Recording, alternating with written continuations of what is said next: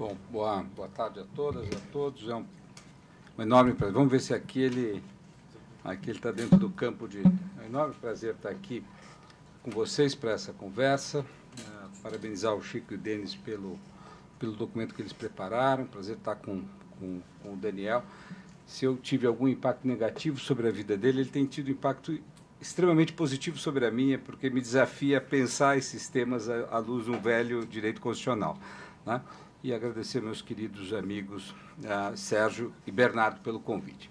Bom, eu acho que parte do que o Daniel já falou é que muitos dos problemas que nós já tínhamos antigamente com a questão da privacidade, da liberdade de expressão, eles simplesmente se reproduzem dentro do contexto da internet e, evidentemente, de maneira muito mais exponenciada, tá? Eles se ampliam, dado o impacto que ela pode ter. Mas, do ponto de vista jurídico, grande parte desses problemas permanecem muito semelhantes ao modo como eles vêm sendo tratados, pelo menos a partir do século XIX. Tá? Então, o que eu gostaria de fazer, não só por ser o mais velho da mesa, mas também, talvez por ser o advogado constitucional da mesa, de tentar verificar de que maneira essas questões vêm sendo tratadas no âmbito constitucional, quais são as principais dificuldades que isso tem imposto, para que a gente possa pensar os novos problemas sobre as antigas categorias, ver se há um problema com as antigas categorias ou se nós é que estamos perdendo a capacidade de compreender os velhos problemas dentro das novas tecnologias. Então, esse é o meu rápido esforço, tentando dialogar com o documento que eles prepararam, que é um documento muito abrangente, trata de muitos temas e vai apenas no final lidar com essas questões especificamente. Eu acho que o Daniel já ressaltou uma dessas questões, que é a questão do fluxo de comunicação ou da informação estabilizada, né, que é um problema jurídico concreto que eu vou tentar dar atenção a isso, né. E eu gostaria também, antes de entrar diretamente no tema, de tentar distinguir duas coisas que para mim foi muito importante compreender. Quer dizer, uma, o que é o dado e, portanto, o megadado, o big data, ou seja, a agregação de informações que, a princípio, não faz nenhum sentido, a não ser que você trabalhe essas informações, e o que é uma comunicação pessoal, uma informação, uma troca. Eu mando para o Daniel um e-mail, eu mando para ele um WhatsApp contando, olha, ontem encontrei tal pessoa, estava assim, essa... Veja, isso é um outro tipo que nós temos que trabalhar distintamente aqui. Eu vou focar muito mais nas informações pessoais do que no Big Data, então peço perdão por não entrar nessa discussão, que é uma discussão para lá de importante. Tá? Bom, dois casos recentes no Brasil, ou duas temáticas recentes, têm chegado aos tribunais de uma maneira bastante intensa, e a minha percepção, pelo menos, é que os tribunais brasileiros têm tido uma dificuldade enorme de lidar com esses dois casos, né, esses dois tipos de casos. Né. Não são só os tribunais brasileiros que têm tido essa dificuldade, tribunais ao redor do mundo. Muitos de vocês devem ter se atentado, por exemplo, para o caso da apreensão de um telefone da Apple pelo FBI, a discussão toda sobre se era possível determinar a quebra da criptografia que protegia aquele telefone ou não. Tá? Esse caso é muito parecido com o caso do WhatsApp brasileiro em algumas circunstâncias. Então, quais são esses dois tipos de casos que têm chegado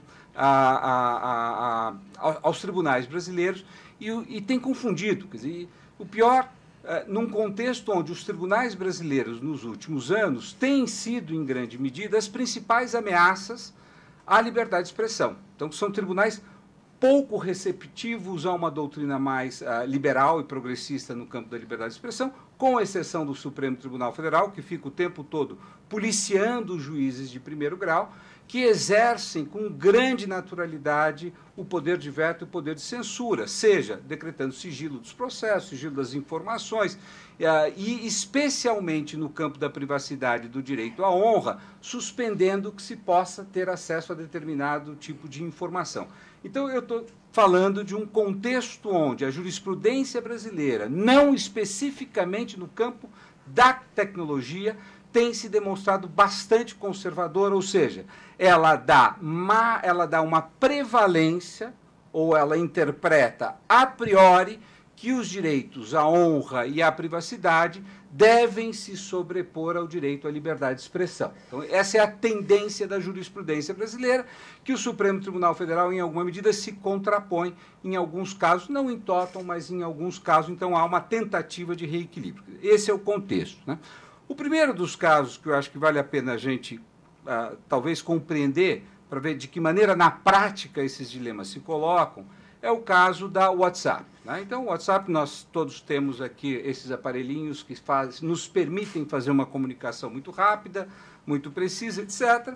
E a polícia de um determinado estado brasileiro entende que está sendo utilizado o WhatsApp para a prática de um delito, né? O traficante está usando aquilo para marcar alguma coisa, então ele determina, um juiz determina que se faça a interceptação da comunicação do WhatsApp, tá?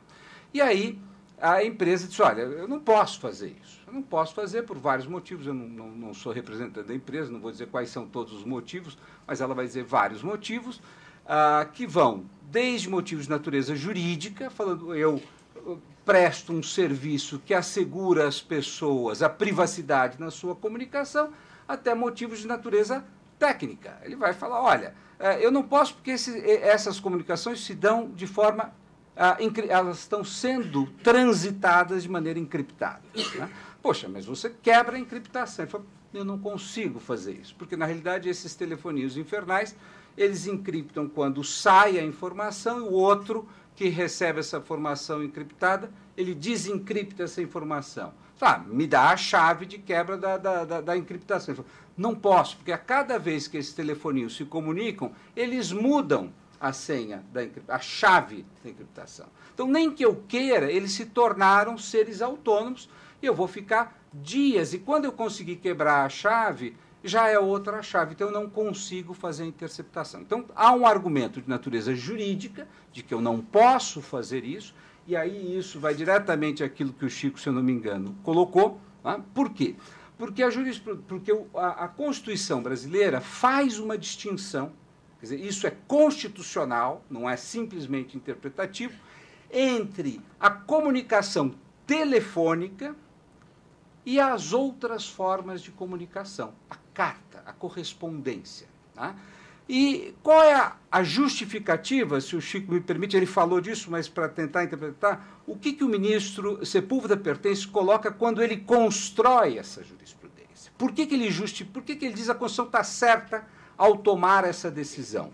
De que pode haver interceptação telefônica, desde que haja lei autorizando e ordem judicial justificada para a quebra do sigilo telefônico, mas não pode haver para a correspondência, que é isso que a Constituição diz. Ela diz que não pode haver para a comunicação. Então, se eu mando uma carta para Malac, a pessoa pode ir depois uma ordem judicial para entrar na casa da Malac e buscar a carta que eu mandei, mas ela não pode interceptar a carta enquanto ela está caminhando. É isso que a Constituição diz. E a justificativa do ministro Sepúlveda Pertence é de que, se não for feita a interceptação numa comunicação telefônica, aquela comunicação se perde.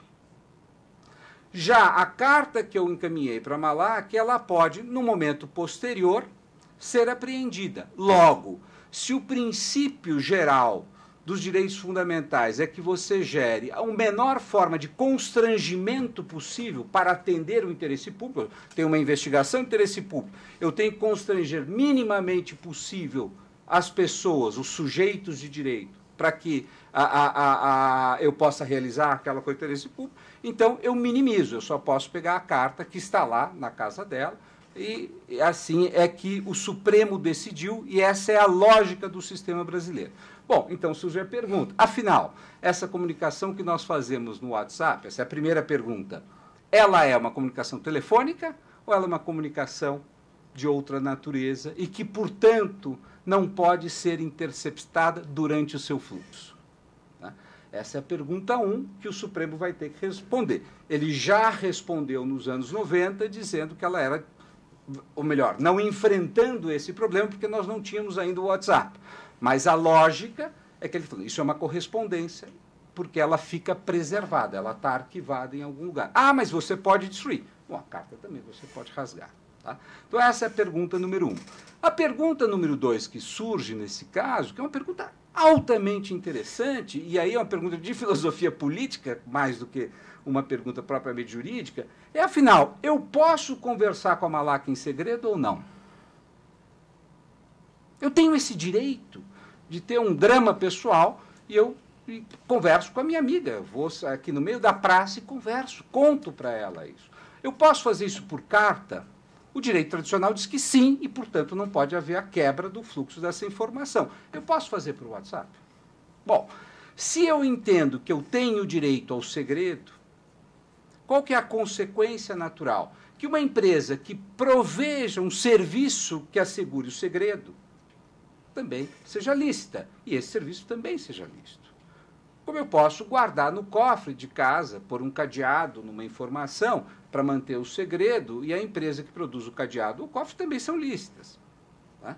Então, isso gera um problema, que é nós definirmos até onde o segredo deve ou não deve ser preservado dentro de uma ordem jurídica democrática. Tá? Então, esse é o segundo problema de natureza jurídica. Tá? Ou nós vamos proibir que se façam os mecanismos de encriptação, porque eles impossibilitariam eventuais investigações, ou pode-se fazer porque eu tenho direito ao segredo?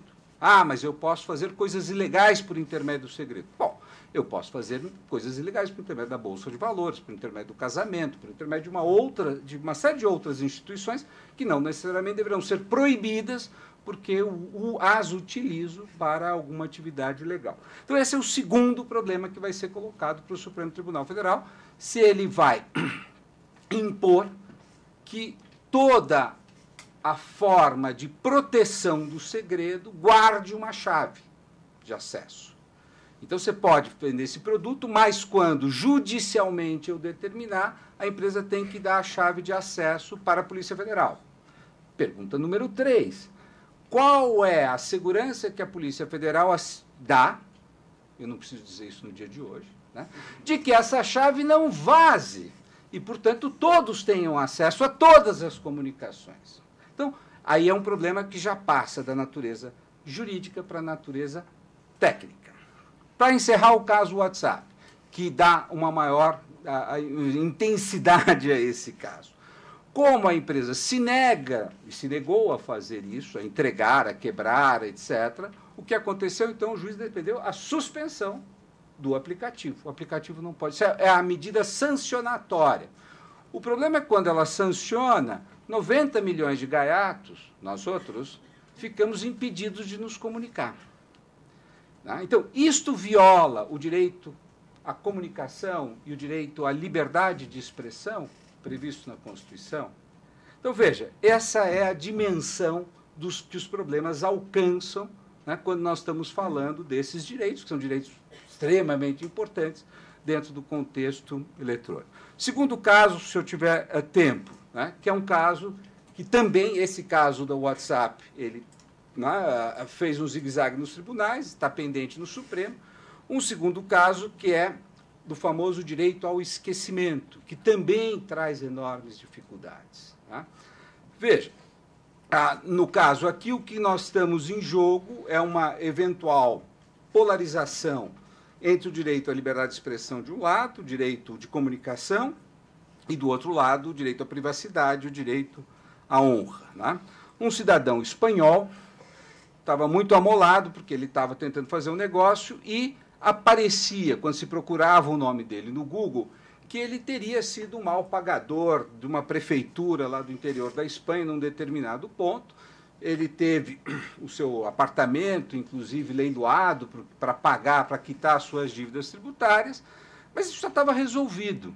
E 20 anos depois, eu não lembro quantos anos depois, se você buscasse o nome do Sérgio Fausto, aparecia lá a capivara dele, de que ele não pagou o IPTU, de que ele não fazia isso. Né? E ele então falou... É hipotético, evidentemente. O que aconteceu? Ele falou, eu não quero ter essa informação me causa um enorme dano. A informação é falsa? Não. A informação é ilegal? Não. Ela foi obtida de forma ilegal? Não. mas ainda assim ela me constrange. Ela me causa, ela me atrapalha. Todos nós nessa sala podemos pensar a quantidade de bobagens que eventualmente nós fizemos na vida, né, e que foram capturadas. Às vezes foram capturadas por alguém que viu, um colega de sala, às vezes foram capturadas pelo jornal. Né? Então, a questão é, eu posso, muitos anos depois, pedir para que isso seja esquecido, isso que me constrange. Né? A jurisprudência internacional é muito clara ao dizer, bom, se essa informação constrangedora ela é de natureza ilegal, então vamos pensar, a pornografia infantil, então é o jovenzinho que foi utilizado e a imagem dele, bom, aí não tem dúvida, essa é informação ilegal. Tá? Ou ela foi obtida de maneira ilegal. Tá? Então, alguém roubou o banco de dados e trouxe, disponibilizou. Então, essa é claramente uma informação ilegal. Agora, e a informação que é legal? O Oscar não passou no concurso da Procuradoria. Puxa, é um burro, não sei. Bom, está lá, o Diário Oficial disse. Também é hipotético, viu, professor? Também não é verdade. Né? Mas, veja, é uma informação que eu posso, puxa, eu tenho uma vaidade, parece que eu não passei no concurso para professor. Então, esse é um problema. Eu quero me desfazer disso, eu quero abandonar essa informação. Então, isso gera uma nova... Quantos minutos eu tenho isso? 1. 2. Tá? Então, o que acontece? O problema enorme foi que esse caso segue até ao Tribunal de Justiça da União Europeia e ela determina que sim, que as pessoas tenham direito a esquecimento em face de fatos que lhes sejam constrangedores, ainda que esses fatos e a publicidade desses fatos não tenham nenhuma ilegalidade. Tá?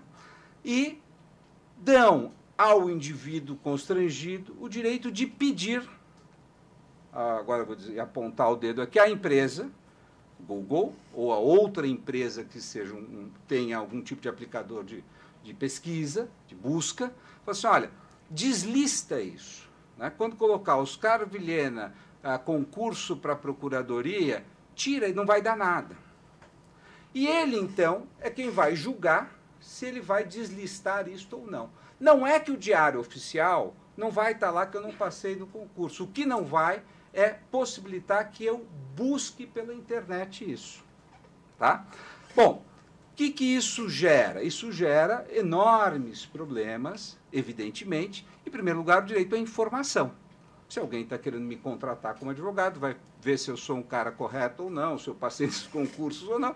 Então, isto impede que a pessoa realmente faça uma pesquisa sobre determinados temas que eu, junto com a empresa, uma somatória, determinamos que não podem mais ser objeto de busca. Então, transfere à empresa, em primeiro lugar, o papel de censor. E ela, desculpa, você pode brigar comigo, evidente que pode ter o maior espírito público, etc., etc., mas ela vai fazer um cálculo econômico do que vale a pena tirar ou não vale a pena tirar. Quer dizer, se tem 1 milhão de pedidos, quantos que eu vou tirar? Porque senão as pessoas podem reclamar depois, isso vai me custar me defender, então é melhor tirar de todo mundo. Então, isso tem um enorme impacto sobre a liberdade de comunicação, a liberdade de informação e a liberdade de expressão. Porque se eu sou um blogueiro que resolve fazer estripulias e desconectam e eu não posso mais ser objeto de busca, eu estou sendo censurado, ainda que na minha página tenha lá uma informação ou outra. Então, isso gera um enorme problema e gera um problema, inclusive, de devido processo legal, porque esta pessoa que o seu site não poderá mais ser acessado, ela sequer participou desse processo, se defendendo, dizendo que a informação que ele dava era uma informação correta, boa, etc. Ou era a opinião política dele, que não precisa ser nem correta nem boa, mas é a própria opinião dele. Então, veja, o grande problema é hoje, no momento em que nós vamos buscar criar uma nova geração de regulação desses velhos problemas a partir da nova tecnologia, eu acho que nós temos que ter uma insegurança muito grande. Tá? Por quê? Porque elas oferecem problemas que são difíceis de serem compreendidos e nós ainda não temos a maturidade para compreender como regulá-los. Vou usar aqui de um velho jurista, e aí me calo, que era o Miguel Reale, o pai, né, que falava o seguinte, isso é muito novo para a gente regular. Quer dizer, vamos tentar trabalhar com as nossas ferramentas que nos asseguraram, não que ele fosse particularmente fã do liberalismo, etc., mas vamos buscar assegurar que isso nos garante um processo civilizatório. Depois, quando nós tivermos mais certeza, nós descemos a regulação minudente. Então, eu acho que é um trabalho que os tribunais vão ter que fazer, é um trabalho difícil, porque tem que compreender uma tecnologia que a geração dos juízes que está julgando não necessariamente tem, tá? E a gente vai ter que trabalhar. Mas eu tenho a tendência a achar que nós temos que ter um pouco mais de cuidado. Isso não significa não levar a sério a discussão sobre a proteção de dados, mas ao fazê-lo com enorme cuidado para que nós não estejamos infringindo aí tanto o direito à privacidade quanto o direito à liberdade de expressão.